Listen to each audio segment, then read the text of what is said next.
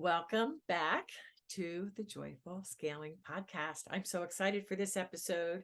I'm calling it Success Without Social. Get ready for your mind to be blown by what you're about to hear.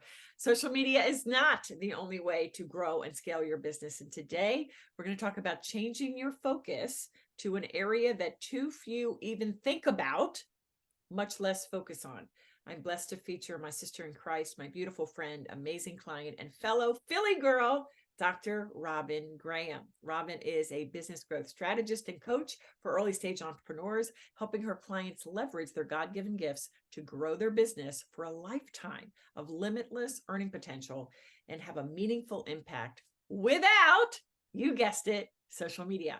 Robyn is also the host and founder of the globally acclaimed podcast, The Robyn Graham Show. She's a best-selling author of You, Me, and Anxiety, where she shares her lifelong journey with anxiety. And I can totally relate because I've grappled with that too.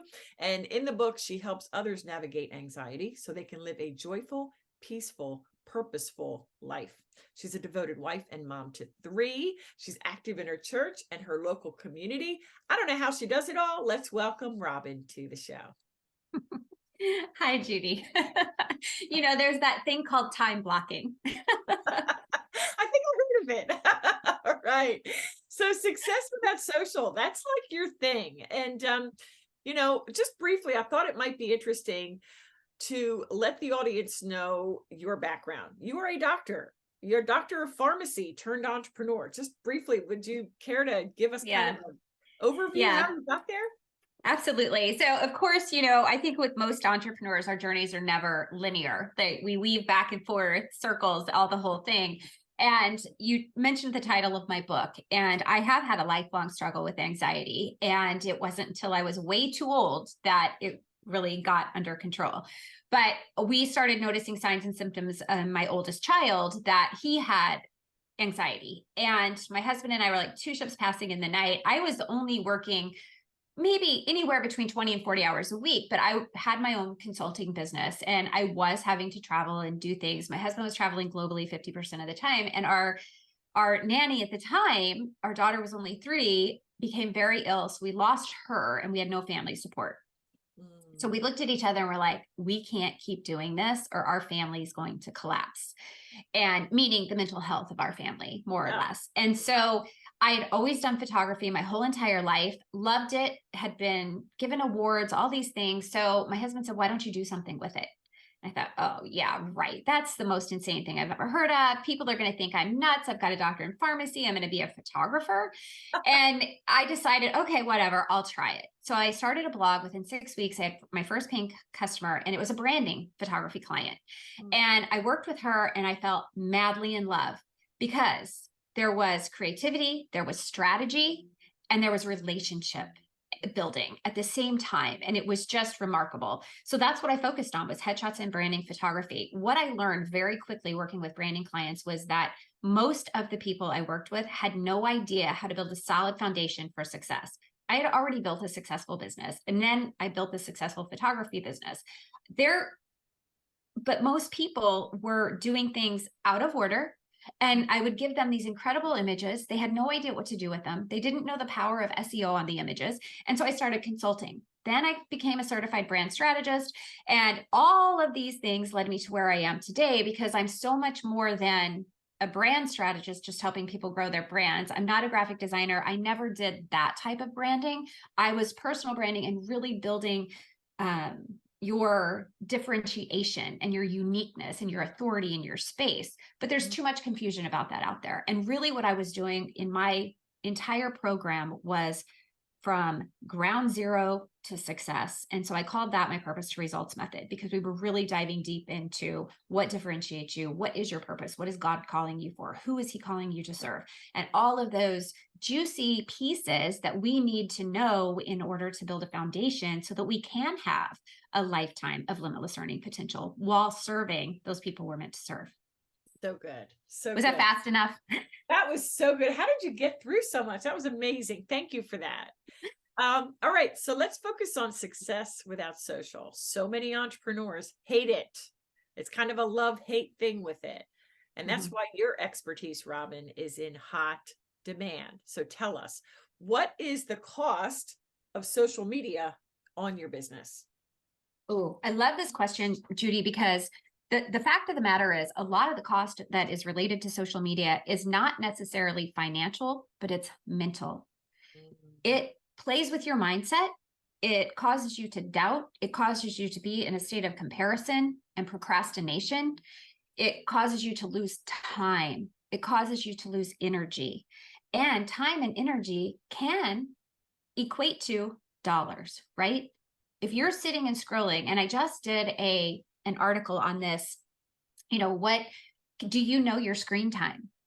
And I would ask every listener that's listening to go to their phones and look at what their screen time is and what that screen time is broken down as.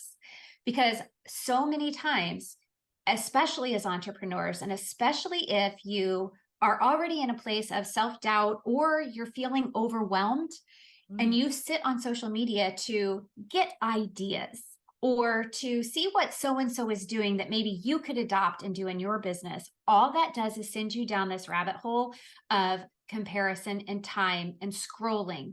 And you're not able to grow, which if you're not able to grow because you're stuck now and you're more confused than you were before, there is a lack of earning, right? Yeah, so good. I mean, you really hit the nail on the head, because I believe that these things that social media causes that you've just outlined, procrastination, comparison, time wasting, this feeling of overwhelm and being stuck, that is exactly why I think the stat is 85% of businesses are out of business in 5 years or less. So look, we know that social media can be used for good, and where else can you connect with hundreds and maybe thousands or tens of thousands of people across the globe? But I love your emphasis that don't let it hold you back, because there's a whole other thing that you can do. So let's dive into that a second. So what non-social media strategy do you recommend to really kind of become known and also start to really see some traction in what you're working on? Sure. So first I want to emphasize, Judy, that, and you mentioned it, it can be a good platform. What social media is really good for is building relationships, building community, gaining opportunities for referral sources or collaborations. So I don't like to dish social media completely. However, there is a time and a place. You need to build the foundation of your business first. And when we talk about building the foundation first, and I know, like I said, I'm not as much into the branding now, but the reality is you have to have a personal brand, because you have to have that differentiating factor. And then you have to be able to communicate that, because that's going to be the base of your marketing strategy, is what makes you unique and how you are different than everybody else in your area of expertise. That's how you're going to grow your authority. But from there, what platforms do you want to be on that are going to make sense for you? It's never going to make sense to build the foundation of your business on something you don't own. Social media, Facebook, something that is not yours. Not to mention, when somebody is evaluating hiring you or hiring somebody else, they're going to always go to the person that looks more professional and has a website. So then that leads us to that website. You own that platform, and it is incredible the power that that website can hold if you have search engine optimization. That doesn't sound sexy. It doesn't sound fun. It sounds scary. But the reality is it can be simple. If you have differentiated yourself and you know the pain points of your soulmate clients, you know their needs, and specifically why you can help them and how you can help them, that clarity is going to make your search engine optimization simple. Oh gosh, so much to unpack there. Clarity is ginormous.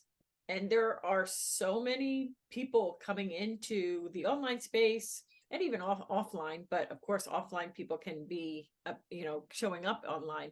It's a very crowded marketplace. But I just was blessed to be interviewed on your show, and we talked about the importance of being you. So ladies, as you're listening to this, really hear what Robyn just said. clarity around who you are, not as a person per se, but as a brand. Okay. And why you.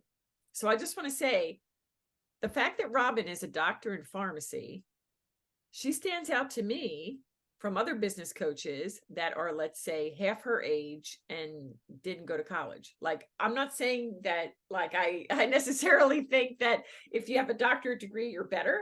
But to me, having gone to advanced school, like, for law, I really appreciate the fact that you have that shows me you're smart. So I love that you have Dr. Robyn Graham on your thing, because then all of a sudden you stand out to me. So ladies, you might say, well, I'm not a doctor or a lawyer. What am I supposed to do? Well, I guarantee you there is something in your background, in your experience, that you need to pull out, that you might not even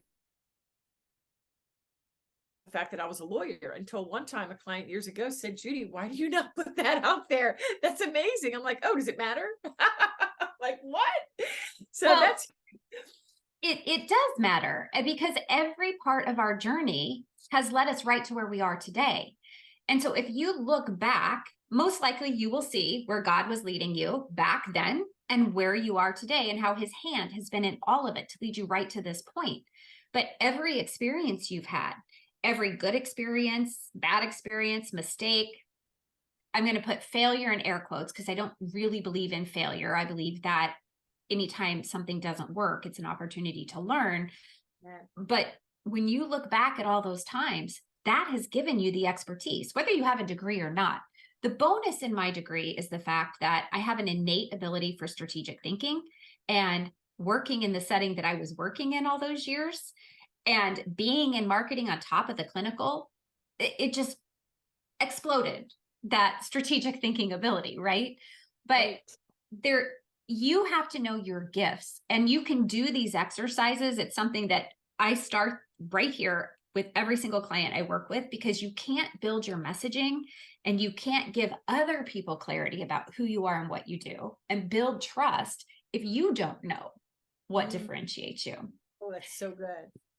Yeah, let me just land on something. The fact that you I don't want to say suffered from, but I guess you did. I know I did years ago. The fact that you suffered from anxiety is a relatability factor, right? It makes you relatable for those of us who did. I, suffered at the hand of my first husband. I was beat. So I can't even believe that I would allow that to happen. Certainly the girl you're seeing in front of you certainly wouldn't let that happen. But that was me. And there was a time when I was so ashamed of that. Well, now, guess what? I've been there.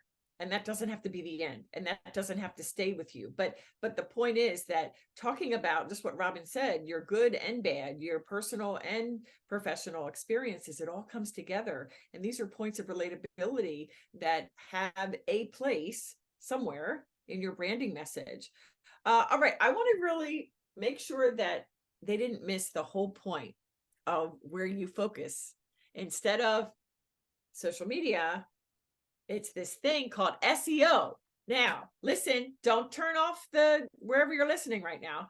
SEO, search engine optimization.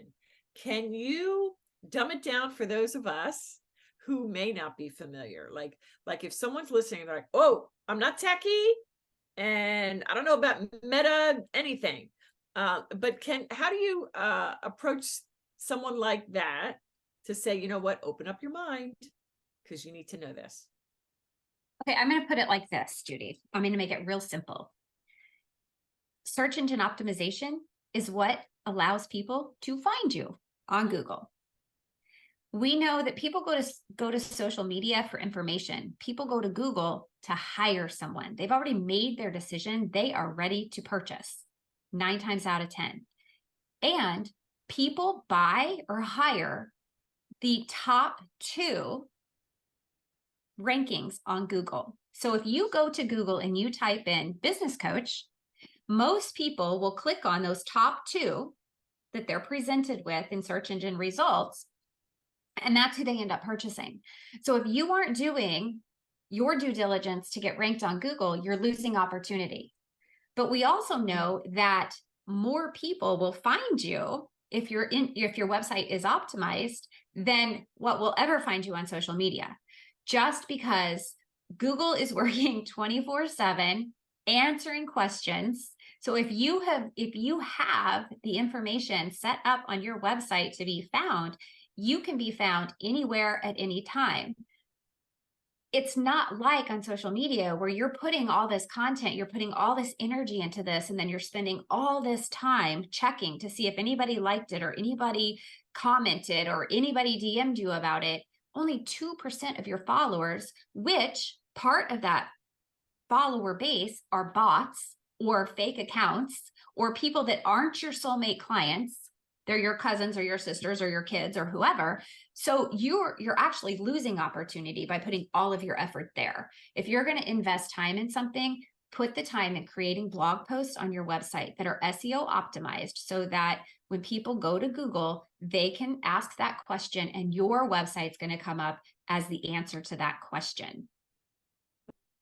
Couple things I want to dive in on there. First of all, when you and I first started working together, and you told me that one of your clients got ranked from, I forget what page she was on, but she got into like the first page as an interior designer. I forget where, but that's amazing. So I would really want you to tell them, everybody listening, that success story so that they can appreciate the fact that no matter where you are right now, when you work with someone like yourself who fully understands this and makes it simple, the significant impact that it can have.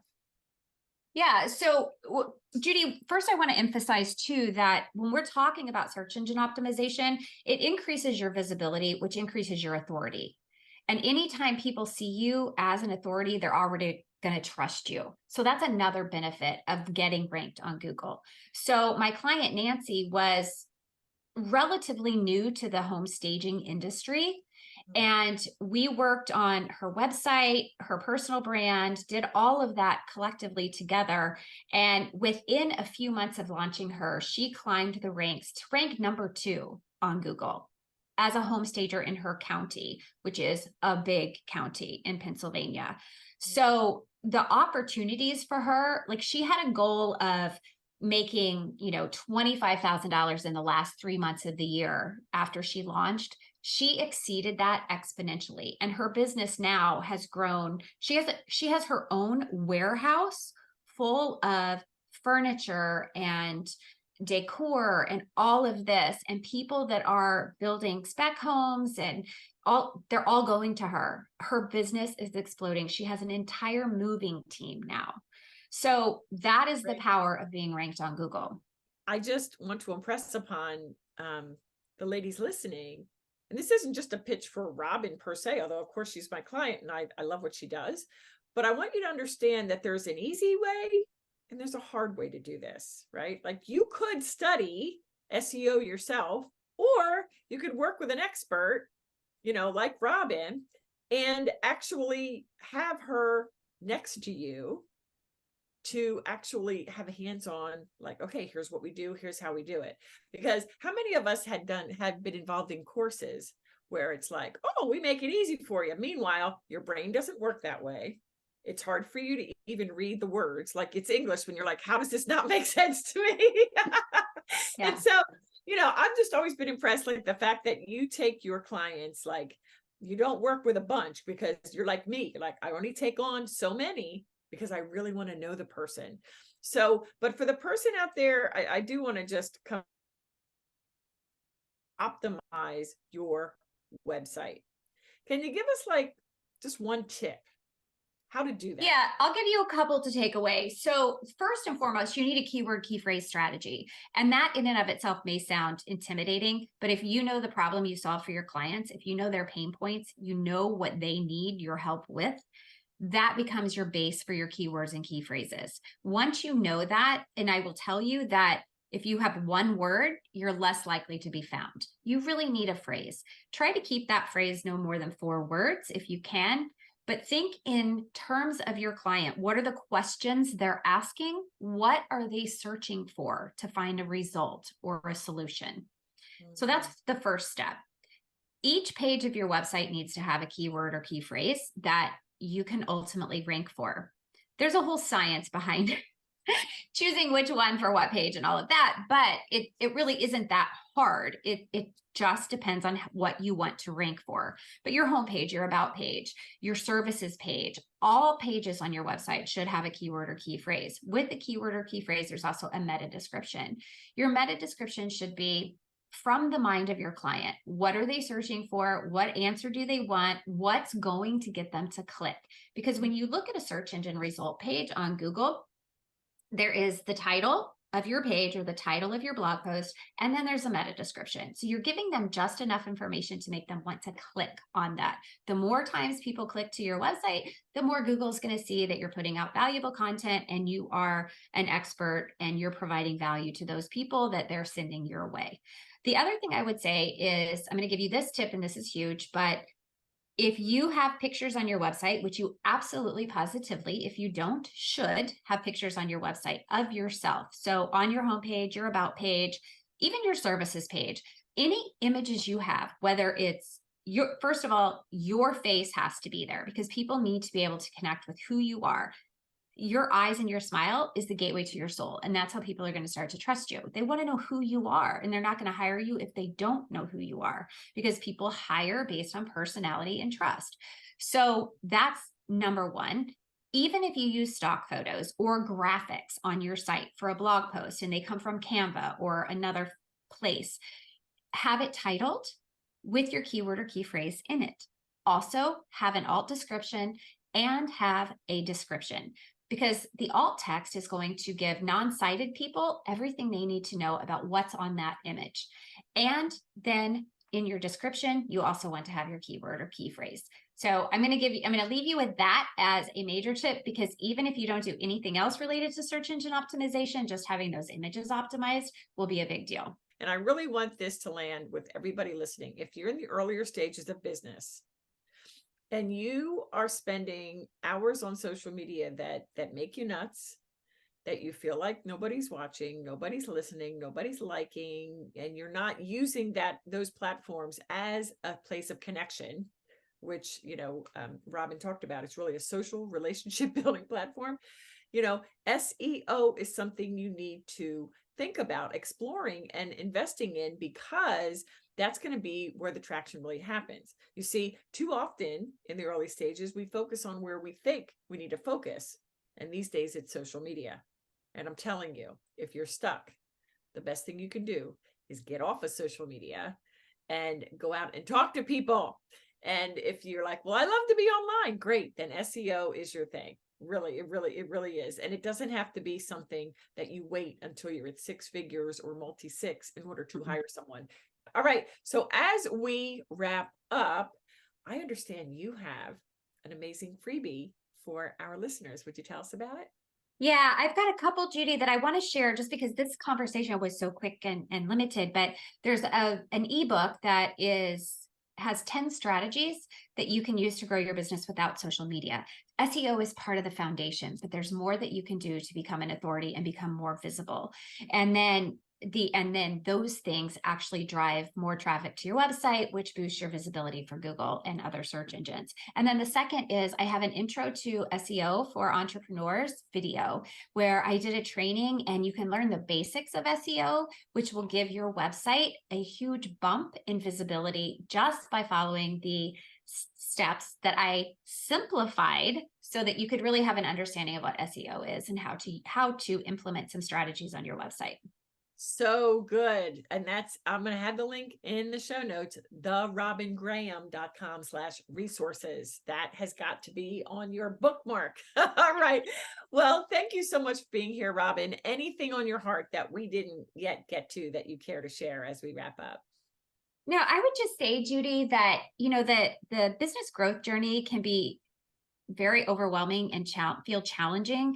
But when you start with a solid foundation, instead of trying to do everything and you take a step-by-step approach, it takes the pressure off, it simplifies it, and you can really feel like you're building with ease and grace instead of chaos and the risk of failure, because you're setting yourself up for that long-term success.